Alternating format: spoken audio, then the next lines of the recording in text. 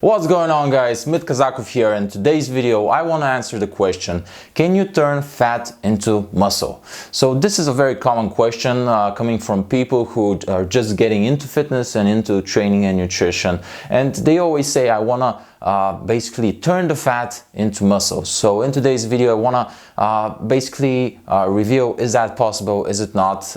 In fact, when I was a teenager it made total sense. Of course you have like more overweight people, you have like the muscular people, and what the overweight people need to do is turn the fat into muscle. Of course, then I grew up and I started studying up on this stuff, and basically what you need to know in a nutshell is that adipose or fat tissue and muscle tissue are two different tissues. They're different things, and you cannot, the body has no mechanism of turning fat tissue into muscle tissue. What you can do though is you can burn fat and build muscle at the same time, but you cannot turn fat into muscle directly.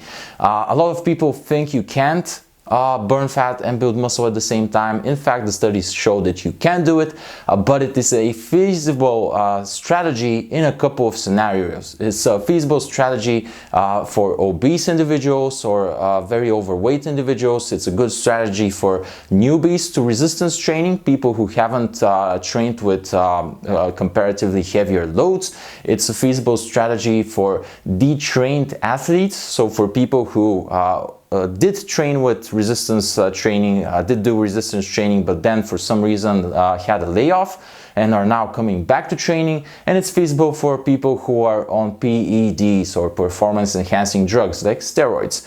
For intermediate and advanced athletes or people who do resistance training, who are at an intermediate or more advanced level, it's not such a feasible strategy, because the standard cutting and bulking is gonna get you basically faster results. So if you were to do a bulk and then cut, meaning if you were to go on a caloric surplus and train hard to build muscle and then go on a caloric deficit to burn off the fat, you would net make more progress that way instead of doing a body recomp phase if you're an intermediate or a more advanced individual. That being said, there's still a place for doing body recomp, especially for people who for some reason might want to stay lean all year round. Maybe they're models and they want to be fit and lean for photo shoots and have abs and everything. And so for those people, maybe it's a good compromise to go for a slower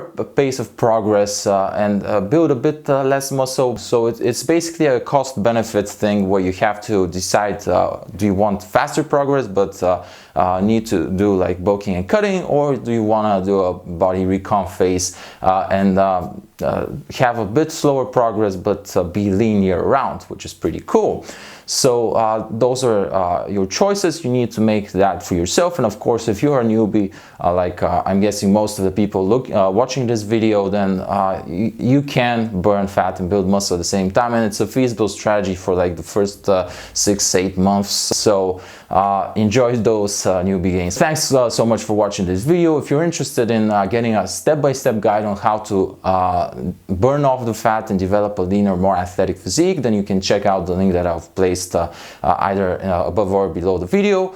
With that being said, please share the video so that more people can learn about this stuff and can benefit from it, and I'll catch you in the next video. Peace.